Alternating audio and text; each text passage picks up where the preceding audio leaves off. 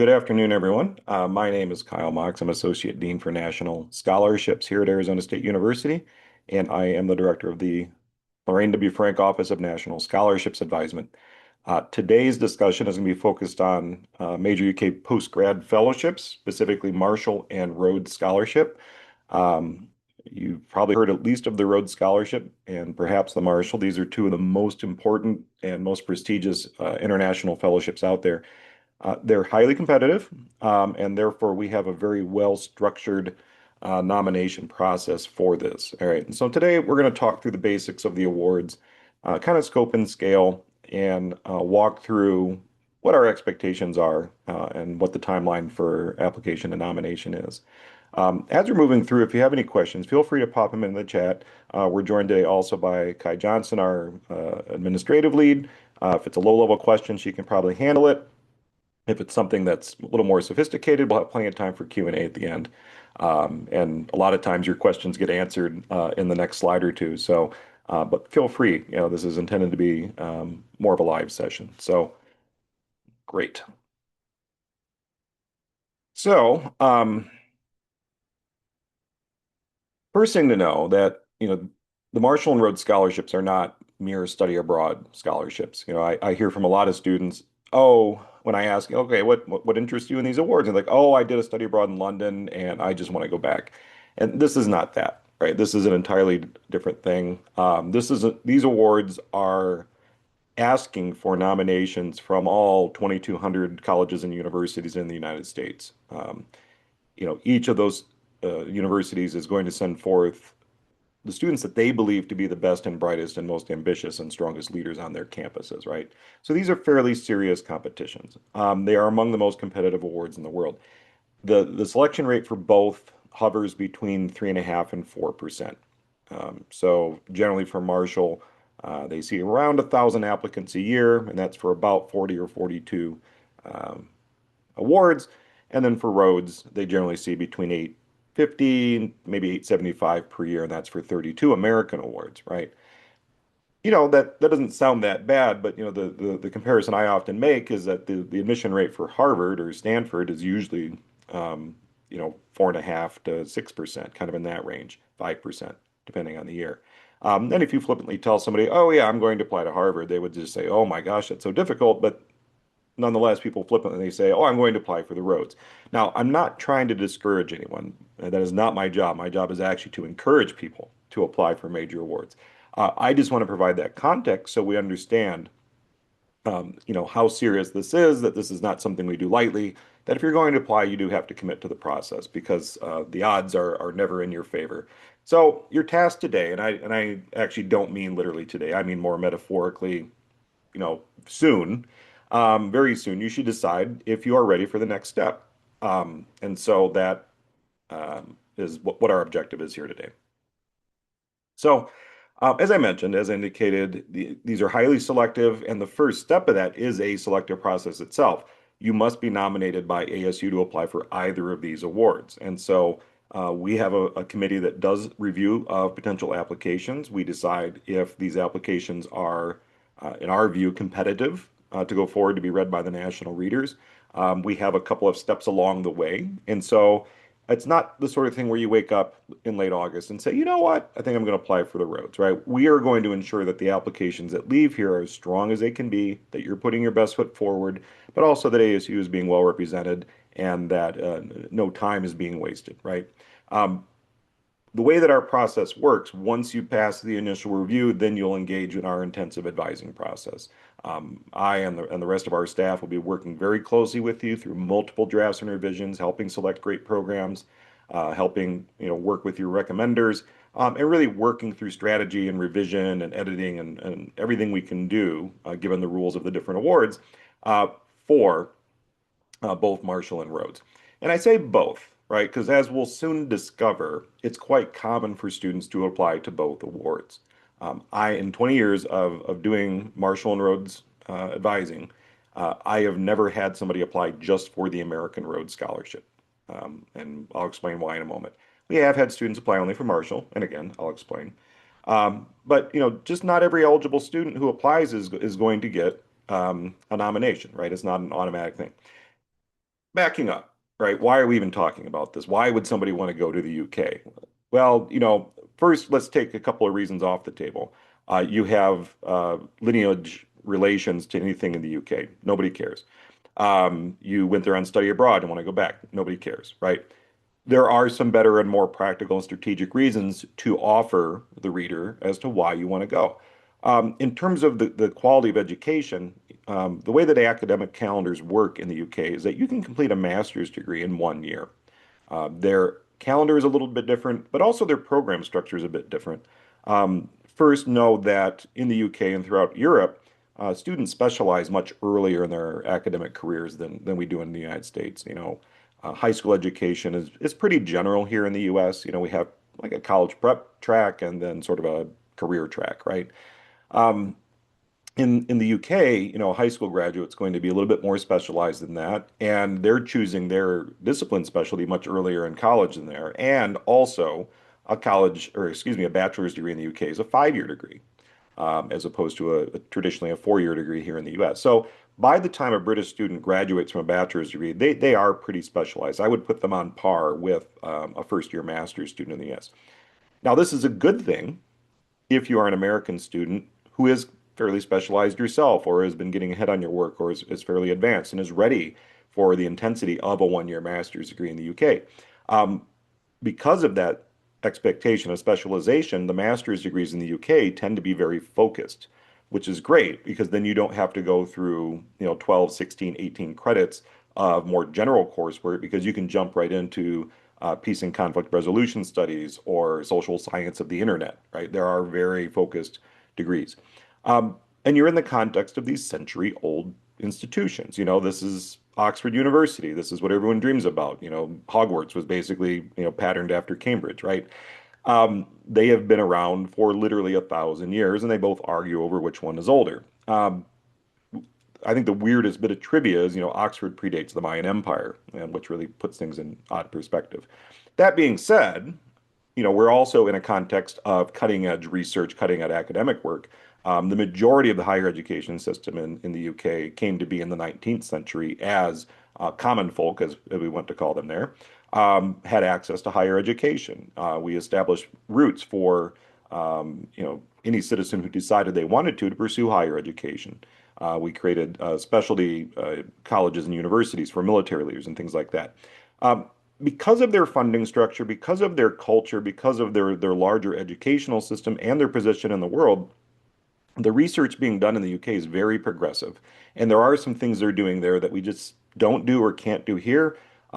They tend to be a little freer with that public-private partnership. They tend to be a little bit more nimble. They have access to different funding structure. There's more direction from the government. So, at any rate, there's a lot of good reasons why you'd want to pursue education in the UK. And it is a distinct academic culture. A lot of people are attracted to study in the UK because they speak English and the degrees are really well accepted here, right? Um, but that's, again, a reason why anyone would give. And you need to really think more about what is the unique reason for me. And one of those is the culture, right? Most American students find it much more independent in the UK. There's not as much handholding or supervision or clarity.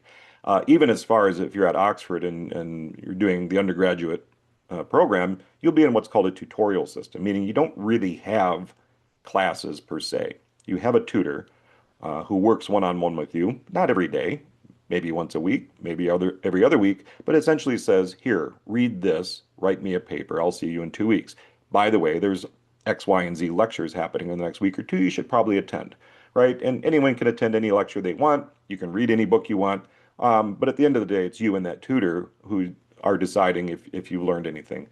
Exams tend to be comprehensive. In fact, you'll have taken a comprehensive exam for your entire degree, which is a bit more pressure than say, oh, the way we do things in the US, where we say, oh, well, we'll drop the lowest grade and the cumulative average of your quizzes, right? We're very forgiving here. The system in the UK tends to be far more individualized, which again is intimidating at first, but quite freeing once you embrace it.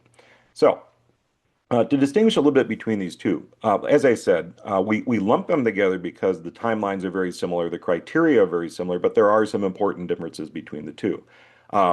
Both of them are focused on leadership, or whatever that looks like in your context. That could mean academic leadership or research leadership in the lab, or it could mean more conventional political leadership or activism. There's a lot of different ways that leadership shows up. Scholarship, in regard to you are an excellent student, both of them have very high academic expectations, but it's more than just earning good grades. It's are we participating in conversations? Are we entering the discourse? Are we producing new knowledge? And then public purpose.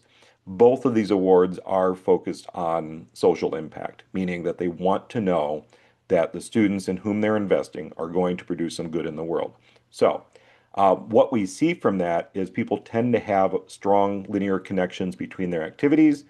They have pretty clear objectives, and those objectives are something that are going to produce value in the world. Another way to look at that in a little more negative light, people that want to enter, say, business fields and work for Boston Consulting tend not to fare well in these types of competitions because it's a little more difficult to articulate what the social benefit of you entering a very profitable career to generate profit for very profitable corporations really is, right? As opposed to somebody who's going to go into a pure research field and develop cures for cancer. Now, those are two extreme ends of the pole. There's a lot of room in between. Marshall scholarships are offered only to U.S. citizens, right? And so if you're not a U.S. citizen, you would not be eligible for the Marshall. The other criterion to know is that you can't pursue Marshall if you have it studied for a British degree. So and that doesn't count for study abroad, but if you've done an undergraduate degree there or you've started a master's degree there, that would nix your eligibility for Marshall.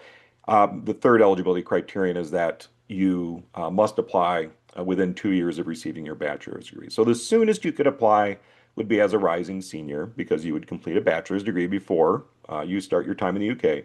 Or you could wait. You could apply as a graduating senior or even 1 or 2 years out.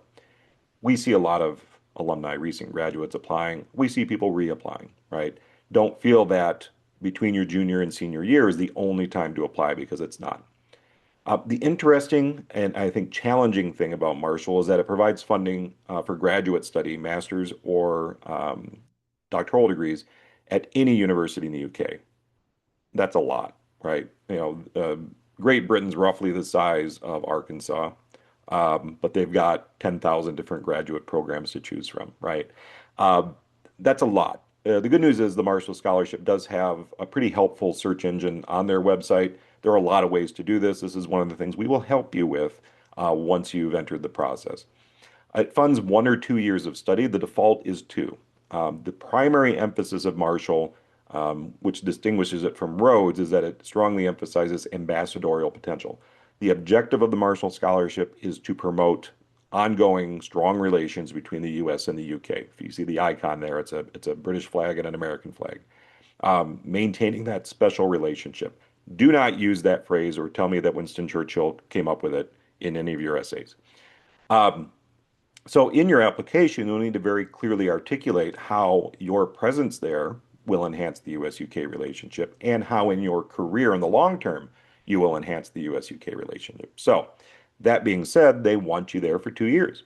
Um, if there are circumstances which would prevent that or make that complicated, you've been admitted to law school, you have military obligations, you have family obligations, um, anything that's significant like that, anything that's not because I don't feel like it, you can apply for a 1 year scholarship at the outset. They only offer a limited number of those. We have had students apply for them, for varying reasons. So it's not impossible. I would say plan on the 2 year, right? The other criteria, academic merit and leadership potential, right? Pretty straightforward. The Rhodes Scholarship, on the other hand, the Marshall Scholarship was offered, conceived originally by British Parliament as an actual act of gratitude to the United States for the humane ideals of the Marshall Plan, which helped to rebuild Europe after World War II. It began in the 50s. So when people say an act of parliament, like that's literally what happened, an act of parliament. The Rhodes Scholarship is the oldest international fellowship of this kind. It began in 1903, and it did so by bequeath from Cecil Rhodes. If you know anything about Cecil Rhodes, you know he was basically behind the De Beers Diamond Empire.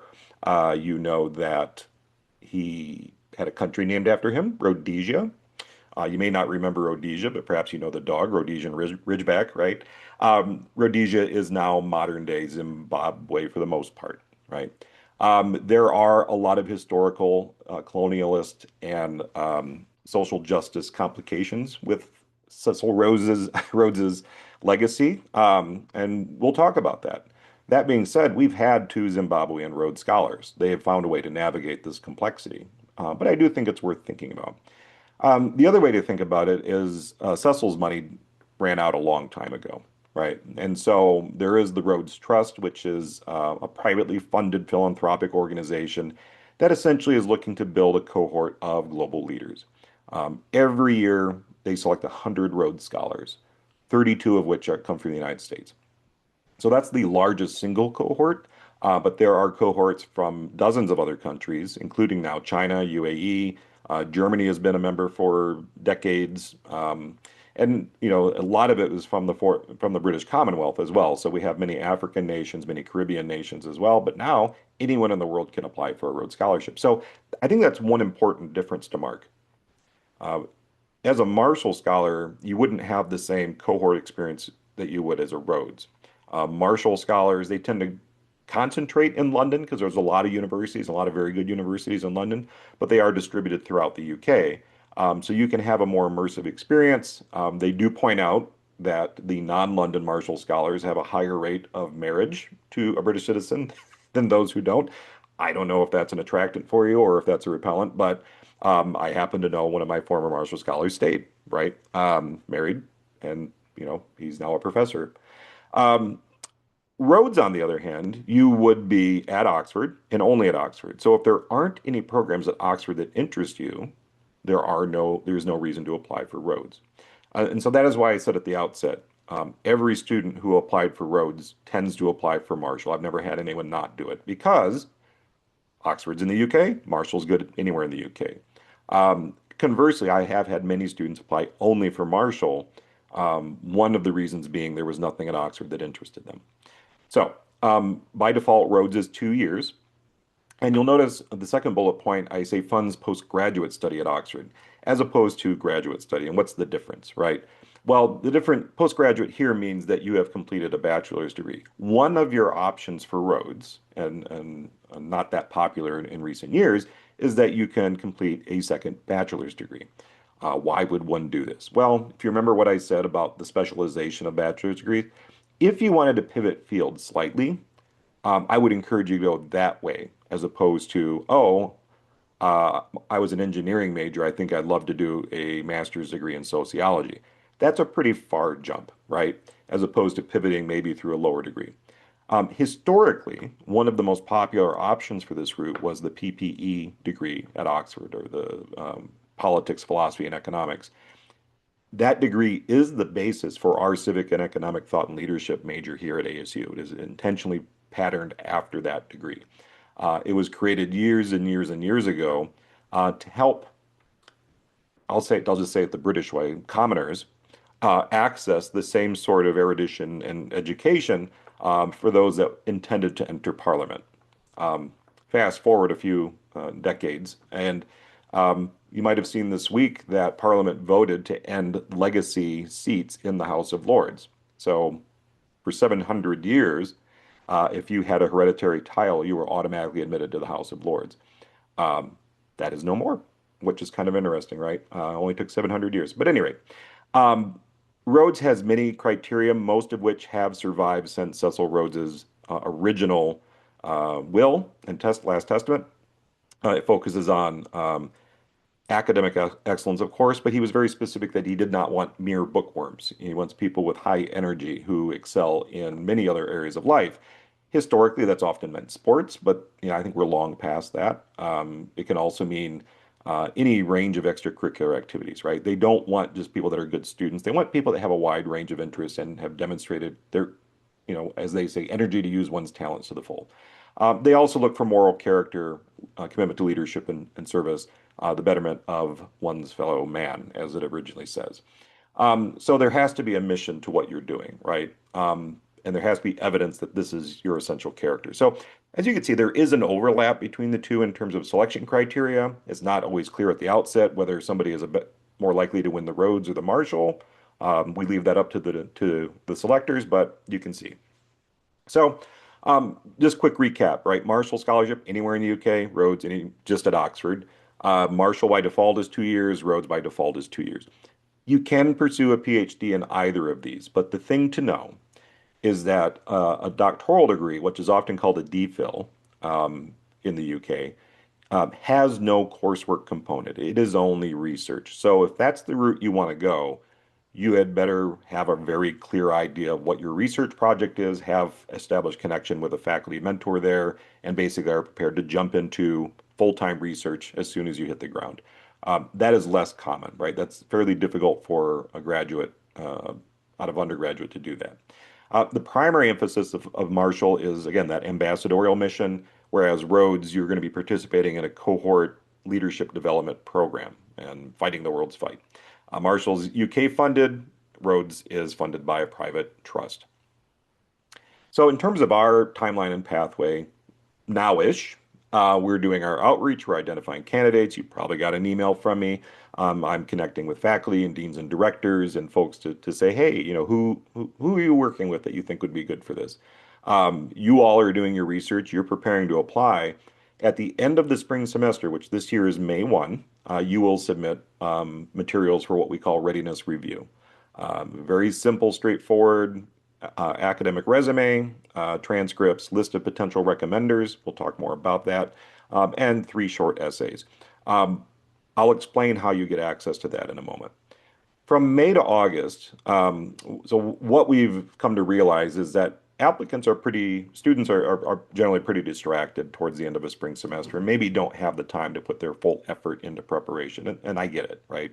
We're busy too. We've also noticed that, people tend to go into hibernation, go a little dormant right from the end of the spring semester and tend to reappear at the start of the summer term, whether they're taking classes or on an internship or study abroad or whatever. So we take kind of a two-week hiatus there between May 1 and May 18, where we'll review your materials. You will know by this middle of May if you are continuing in this process or not. At that point, we'll have a very well-developed advising structure for you. Week by week exercises. You'll be working one-on-one with one or more of the advisors in ONSA and to generate ideas for your application, to work on strategy, to select graduate programs, anything and everything, multiple drafts throughout the summer. Our next deadline would be at the start of the fall semester. So we're going to go ahead and clear the deck so you don't have to worry about this while you're starting your next term. And we'll collect finished applications for both Marshall or Rhodes, whatever you're applying to, and give that to our committee for final review. At that point, they'll decide nomination. That sounds pretty grave, right? Sounds very scary. But the fact is, if you pass the initial review, that's because the committee thought you had the potential.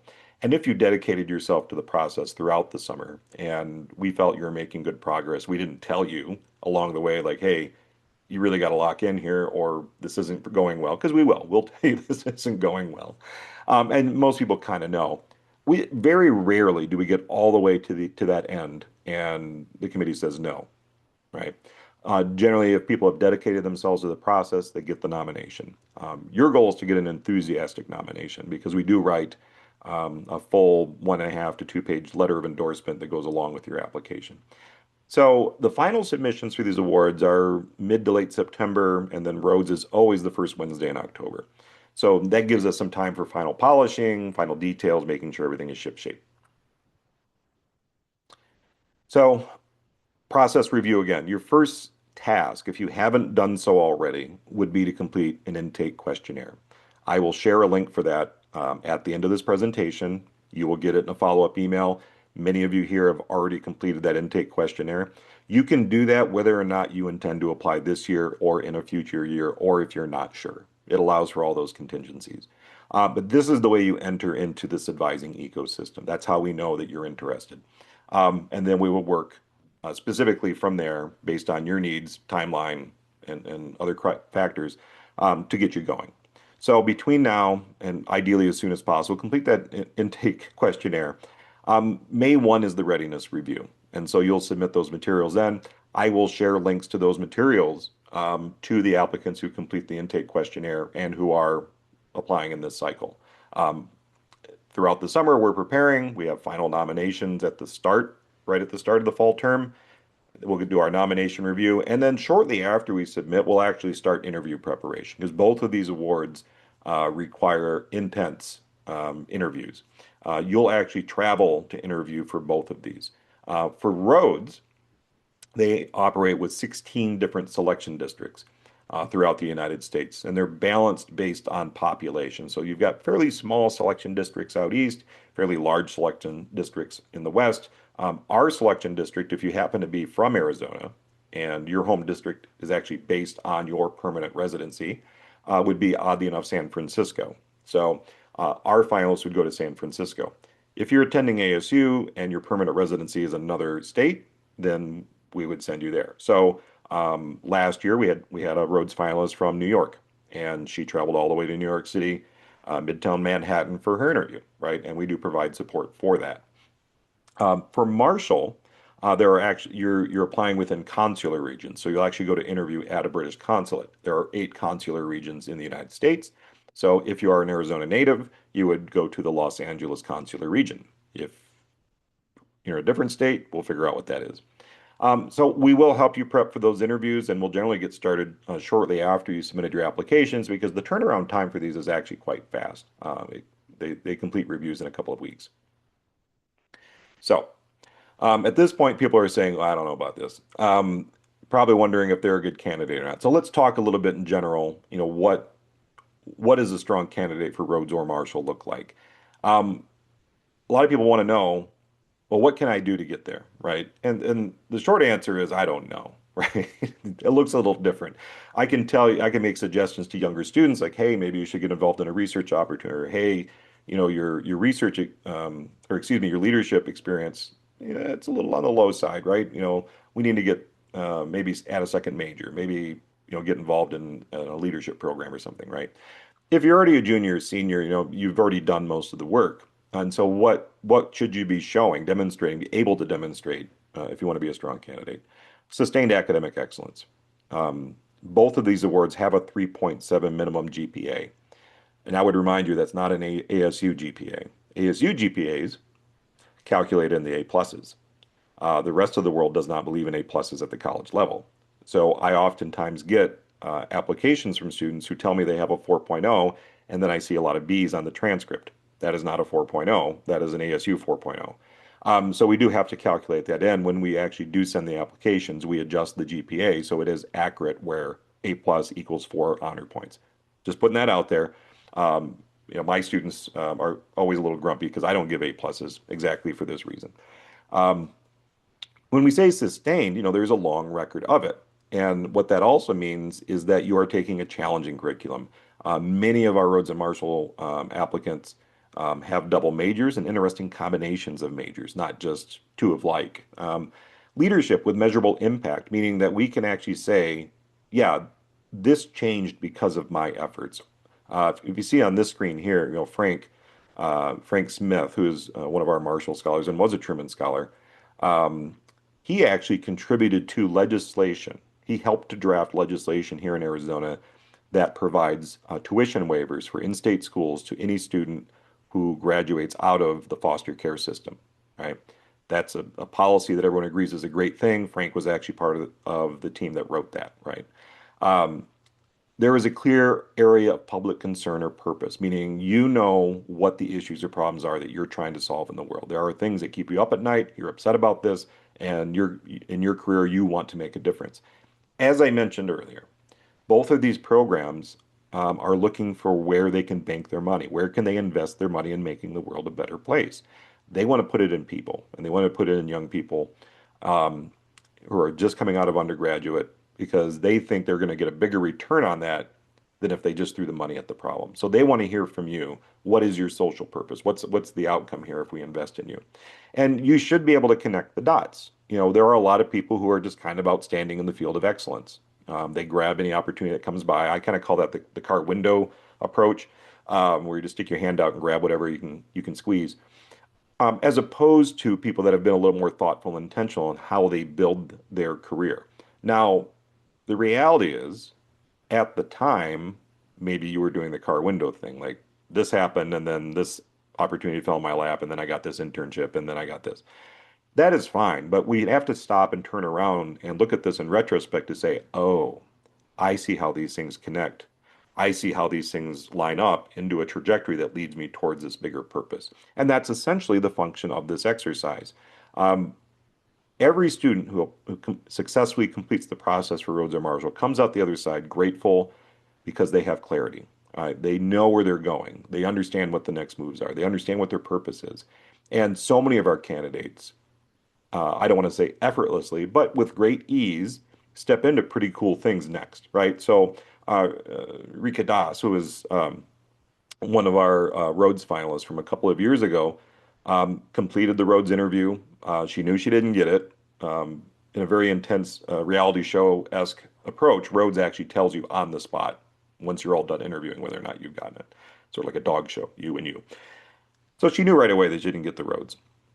And so she said, "Oh man, I've been so focused on this, I didn't even make plans for what's next, right?" So she literally pivoted, took her Rhodes application, revised it, sent it to MIT and Stanford, got admitted to both, got full ride offers to both. Boom, right? Um, the student that we saw on the Oxford slide, Caddison Willis, she was our first digital immersion student ever nominated for one of these awards. So she was an online student. She was the first online student body president. So, which is very cool. She applied, did not get in, but she had put so much work into it. She also applied to Oxford, which is something I recommend. And Oxford thought she was pretty great and offered her a nice scholarship as well. So she was still able to attend Oxford, right? So these awards are just two specific vectors towards a goal. That goal will become clear by virtue of this process, which is ultimately what we focus on because we can control that. There are a lot of variables in the selection process, things we cannot control. They may not like people named Jim. They may have a strong bias against ASU because our football team beat their football team last year. Who knows, right? You might be the third environmental engineering application they've read before lunch and they're just tired of it. You can't control that, and is it fair? No. But we can control the quality of the process. We can control the quality of the applications that leave our campus, and that's what we focus on. And the good news is that's ultimately the benefit, right? Um, you know, Candidates will also have strong relationships with faculty mentors.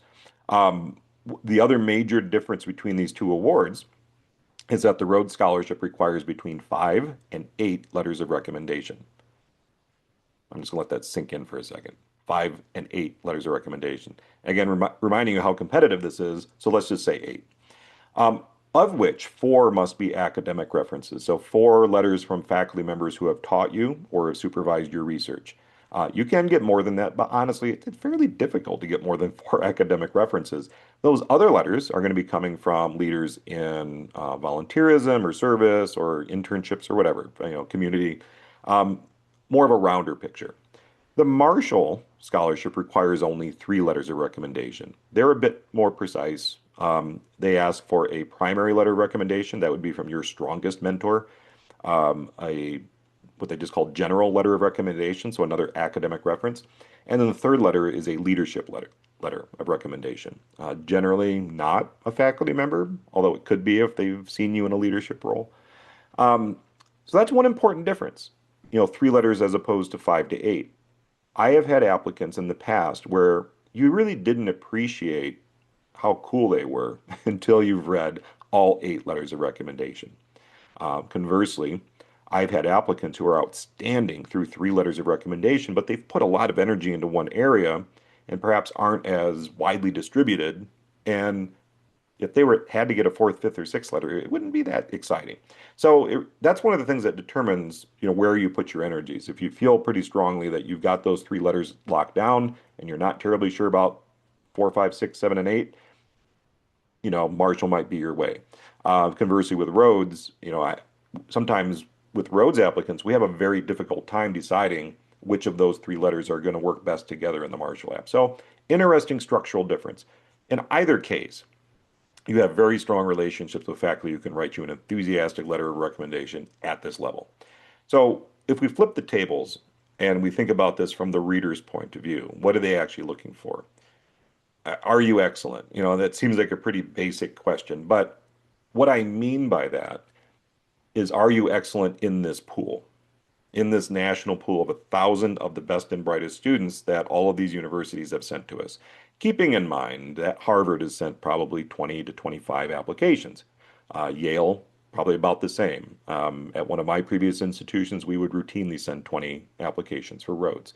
So, in that pool, are you excellent? You may feel like you're excellent among your floor in your residence hall, right? You may be excellent from your high school or at ASU, but what they're looking for is, do you actually rise above this? Now, another way to think about that that's a little less intimidating is to stop and think to yourself, in what ways am I similar to everyone else in this pool, right? Arguing that you're academically gifted doesn't separate you.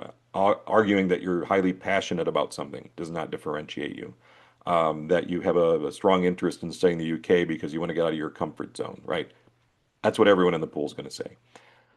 You need to think about, how do I differ, right? The unique combinations of my background, the actions I've taken, the experiences I've had, and how I put that together into this plan I have for the future and the value proposition I offer. That's where the excellence comes in, right? And do you lead, right? One of the things I ask students all the time, like, well, if that's an example of your leadership, who was following you? And a lot of times students get stumped by that. Like, well, I was following myself, right? And I say that because I don't want you to confuse I did something extra or I did something above the minimum as leadership, as opposed to I organized a team of people towards a collective goal. I identified resources, I put those resources into play, and I articulated a vision for how to get there. That's leadership. Like I said, there are many different types of leadership, but just raising your hand at a meeting does not constitute leadership. And, was that leadership, and collectively speaking, directed towards something real? Is there something you care about, right? Does your mission as articulated here in this application, does it seem arbitrary? Was it something you came up with so you could submit this application? Or is this something you're going to work towards regardless of whether or not the Rhodes and Marshall exists? Is this really what you're going to focus your life on? Have you already acted upon it, right? That's the other indicator that somebody's life's passion is arbitrary, because you look at their resume and their previous experiences and there's no indication of that, right? I should be able to figure out what your quote unquote passion is just by looking at your resume, right? It should be clear to me what direction you're heading in life. And the other good question to ask if I'm reading a Rhodes or Marshall application is, if we give this person this award, will this accelerate their impact? Because the reality is, anyone who's a viable candidate for Rhodes or Marshall is probably going to do okay in life, right? This isn't going to be the make or break moment of your life. As I mentioned, people who don't win Rhodes or Marshall go on to MIT and Oxford and Stanford and any number of things, law school, what have you. Um, you're going to do fine. But the premise here is, will this accelerate you towards that difference that you promised to make? Will this accelerate you toward that? Because you're now in this network of these other amazing leaders, that you have access to this world-class education, that you're getting to do things that you could not have done otherwise, and that is going to accelerate your progress. So those are the things the readers are actually looking for. So to offer a case study, right? Let's talk about Katie Paskovitz, who you saw at the outset of this presentation. Uh, Marshall Scholar from 2023, so that would be, wow, coming up on 4 years ago, so 3 years ago. She had a dual major in mechanical engineering and global health. So again, that's an interesting combination. You don't see a lot of those unlike combinations. There's no overlap between these two major maps, right? Her particular focus is water sanitation and hygiene, WASH. She's very interested in the ways in which we can provide technological and policy solutions to providing access to clean water. She's very interested in the ways in which lack of access to clean water hinders people educationally, economically, socially. So ancillary interests include education, women's health, social justice. So she's got fingers in each of those pies a little bit. Through Marshall, she ended up studying at Cambridge in her first year. She did a master's degree, engineering for sustainable development. So pretty good fit right there. And then the second degree she's just wrapping up, or I guess just wrapped up, was water science policy and management another master's degree at Oxford. So you see how you can put together interesting combinations of things. Now, you might also remember I said some people don't apply for Rhodes because there's nothing at Oxford. That was Katie. She didn't even apply for Rhodes because at the time she said, there's nothing at Oxford for me. The degree that she wanted to do was actually in water sanitation, hygiene, engineering at Leeds. That was the whole reason why she applied for Marshall. She got to Cambridge and she talked to everyone there, and everyone's like, no, no, no, no. Here's where you want to go. And they talked her into going to Oxford for her second year. And so she made the switch. So ironically, in fact, there was something for her at Oxford. I think that also underscores the importance of talking to people in the field, right? Talking to people in the know to see, what are good choices for where I want to go. In terms of leadership, she was president of the ASU chapter of Engineers Without Borders, and through that was able to engage in a number of international projects, like so helped develop solar-powered water sanitation technologies in Kenya and Vietnam and some other places. She was one of the founders of the student group Global Resolve, which if you're a Barrett student, you might have heard of. But Global Resolve is an international problem solving, we'll just call it that, a international problem solving um, program that originally began in Barrett and would take students in it. And now um, Katie helped to found a student organization that's affiliated with that program that Barrett sponsors. And then she grew up as a farm kid. She grew up in Illinois and moved to Gilbert, I think, during high school, and was always involved in farming and was really engaged in 4-H. And that was important to her. And that really directly connected her interest in water, water rights, activism, getting involved. So she stuck with it, and she was actually the North American representative for Global 4-H, which is pretty cool.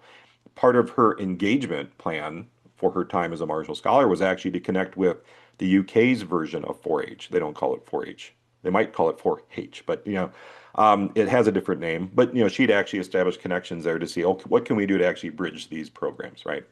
Her social impact again was really related to water, clean water access. In terms of other initiatives that she did that had a strong social impact, she was actually in college, the first half of college during the COVID-19 pandemic.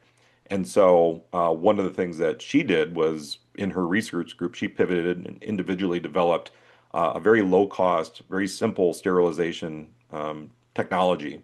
Because at that time, most of you were probably in junior high but here at ASU, everything kind of stopped. And everyone's kind of looking around going, well, what should we do? We weren't together in labs anymore or anything. So everyone was kind of working individually. And she said, well, I've got access to the technology, I've got time. And that's seemed like something very useful she could do to improve the lives of everyone around her, but also people very close to her who had some very severe autoimmune issues. Um, she also was a member of the X Prize winning team. There was a team at ASU that won the X Prize, which was an initiative launched during COVID-19, $1 million prize. They developed a fog-free PPE mask. Basically, if you wear glasses and you've ever worn a mask, they fog up. So they actually developed a reusable, repeatedly sanitizable, and fog-free mask, and ended up winning a $1 million prize out of that. I don't know what she did with the money. We didn't talk about that. But we see a connection there. There are dots to be connected there. So she had a clear focus, right? There was obviously a connection between the things that she was doing. She was really interested in using technological design to solve problems related to sanitation, health, public health, water. She was a great student, still is a great student, did very well in all of her classes, but also was engaged in a lot of different research, right? There was a connection between her research, her academic work, and real world impact. And then her leadership activities were substantial, but also meaningfully connected to each other and also to the larger things that she was trying to solve. So there was a very clear trajectory between the classes she was taking, the degree she was following, the research she was doing, the international experiences she had, and the larger public purpose. A good question I got, earlier this week for the in-person version of this presentation is like, well, what if my stuff's kind of local? What if I don't travel the world doing this? That's perfectly fine. You know, um, uh, Clean water access is a global issue. She was a global health major. It would be weird if she didn't travel abroad, right? Given that she's a global health major. It's actually required of that major, right? Maybe you're a social work major and you're more focused on local social justice issues. That's perfectly fine. You're not necessarily looking for that scale. They're just looking for the effort to connect all these different things that you have going on in life. So, complete that intake questionnaire. The last slide will have a QR code for it. We'll also send a link in the follow-up email, not to worry about that. Once you have done the intake questionnaire, you'll get further instructions from us. Next week, I am going to launch the readiness review form and instructions, and that'll be due by May 1. While I have your attention, I'd also like to suggest that you consider looking at Fulbright. If you're here, my assumption is that you are open to the idea of pursuing graduate study abroad. So the Fulbright U.S. student program can also do that. And in fact, most of our, if not all, let's just say the majority of our Rhodes and Marshall applicants also apply for Fulbright. Some of them apply for Fulbright to UK to do graduate study. Many of them also apply for other countries to pursue alternative opportunities. So right now, three of our nominees from last year are semifinalists, and they are waiting to hear back from Fulbright. One of our previous Rhodes finalists ended up getting Fulbright to Norway to do a master's degree, right? So it's a really good alternative and also one that you should stack on with the Rhodes and Marshall process. It has a similar timeline. So next week, this Tuesday, is our kickoff event for that. I really encourage you to try to attend the in-person one that's happening Tuesday because we're going to have a ton of our alumni there. So ASU students who have previously won Fulbright, we're going to have sandwiches, not just cookies and lemonade, but actual food.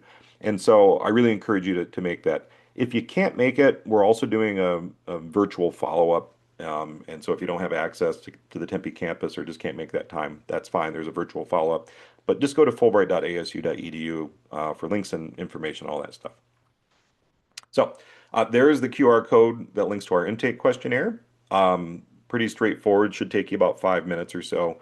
But that just gets you into our advising ecosystem. And again, if you have any questions, you're welcome to email us. At this time, as you can hear, my voice is getting a little gravelly. We can go ahead and take some questions. You're welcome to pop those into the chat, or if you'd like to unmute yourself, you're welcome to ask them, whichever way is most comfortable for you. While you're gathering your energies, I'll address Nathan's question. Nathan asks, how common is it for online students to receive endorsement? Let me flip the question. It's not common for online students to apply. I don't know why. I don't know why people don't do things. I only know why people do things. As I mentioned, Caddison, who we had that lovely picture of her graduating from Oxford, was our first student to be nominated from our online student population. I will say this, and this is something I've been trying to figure out a way around. This is something I address with ASU leadership. One of the obstructions that online students have is access to large numbers of academic letters of reference. So if we need at least 2 screamingly good letters of recommendation for Marshall, and you need 4 for Rhodes, most online students struggle to get those letters. That is a structural flaw as far as I'm concerned. Many online students also struggle to get involved with research opportunities. That is not a structural problem. There are numerous opportunities offered by ASU for students to get involved. And also there are numerous opportunities outside of ASU for online students to get involved in this sort of extreme academic work, research, publication, things like that. So, I hope that answers that question. There is no reason why online students could not apply for nomination, right? And we are happy to work with those students. Sophie asks, when you said travel for interviews, does that mean that's a very granular question this far in advance? I guess you're very confident, but yes, we pay for travel and food as much as allowed, right? Does the Rhodes allow for applications after graduation? I will assume that you mean after graduation from ASU. Apologies for omitting that in my discussion, but the limiter for Rhodes is by age. So it's up to age 24. I believe it's 15 to 24. We don't often see 15-year-olds applying, and in fact, I would strongly discourage it. But you can apply up to age 24. So there's an interesting little wrinkle because for Marshall, you could be a non-traditional student. I use air quotes there because 75% of college students are non-traditional. But You could be a 40-year-old undergraduate and apply for Marshall as long as you do it within 2 years.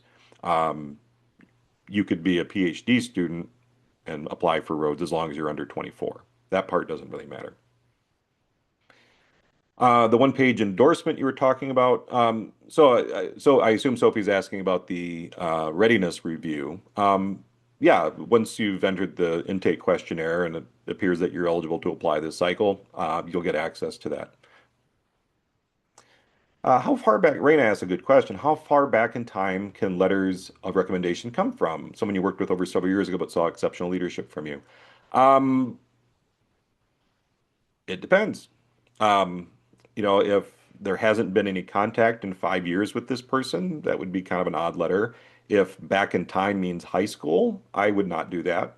Um, Only once or twice have I seen that be a feasible option. And the only time I've seen high school teachers be a feasible option is if you have continued working with them, maintaining relationships with them. I had a Rhodes finalist who got a letter from his AP bio teacher because he would actually go back every year and teach and lecture in her classes, right? Um, Jocelyn asked, would someone apply to this program instead of going straight to med school? Why should somebody? They shouldn't go to med school. I'm kidding. Well, because if you just want to be a physician and practice medicine, go to medical school. If your goals are larger than that, right? If you want to be involved in decision making and policy and public health and NGO leadership, maybe there are some other skill sets that you want to pursue. So, for instance, one of our former Fulbrighters who did apply for Rhodes Marshall is currently working at the CDC. She's an epidemiologist. She didn't get Marshall, but she ended up doing a master's degree in Scotland because there was a very specific epidemiological degree there, research that was being done. And then she ended up doing Fulbright and going to Panama. And long story. So the question is, what's the bigger goal? If the bigger goal is you want to be an orthopedic surgeon, then go do that. If you, like I said, if you want to be a thought leader, if you want to be a difference maker, if there's bigger things you'd want to do, by all means, this could be an excellent pathway to prepare yourself. What we can see sometimes is that people wait until after year two of med school, and you can apply. You can interrupt your medical studies if you wanted to go do these. But I will admit, it is a challenge to convince these readers that this is a sound plan, right? That I want to tack on another 2 years of education to the 10, 12 years that I'm looking at. Um, these programs do cover the entire cost of everything, right? So room, board, stipend, cost of attendance, travel, all that kind of stuff. And another question, should a strong letter of recommendation come from members of our thesis committee from Barrett? Absolutely. If your thesis committee cannot write strong letters of recommendation, you do not have a good thesis committee, right? They should know your research very well. Um, yeah. And so happy to talk about specific strategies for letters of recommendation. But yeah, absolutely. You should have a chat with these folks. By May 1, and you'll get this clarity later as well, but by May 1, you will include a list of potential recommenders, as many as you will need for these awards. You are not required to produce those letters of recommendation yet. You are not required to have confirmed those letters of recommendation yet. But if it was me, I would buy somebody a cup of coffee and have that conversation to say, hey, I'm thinking about applying for Rhodes. I'd like to know what you think. And, could I buy you some chocolate or something? Um, so another question popping up. After we submit that intake, how long until we hear on the next stage? So by the middle of May, so about 2 weeks.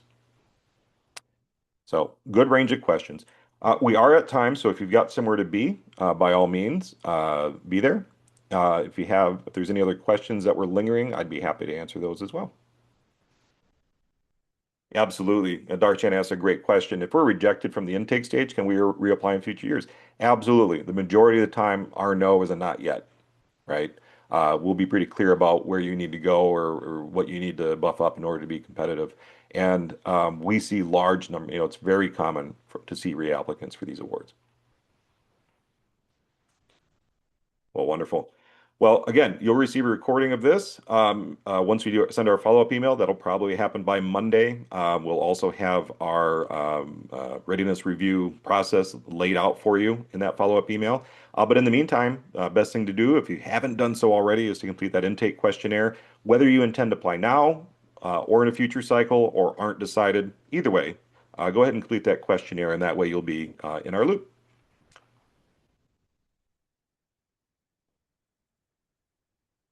I got a couple more questions. I'll handle those, but let me pause the recording first.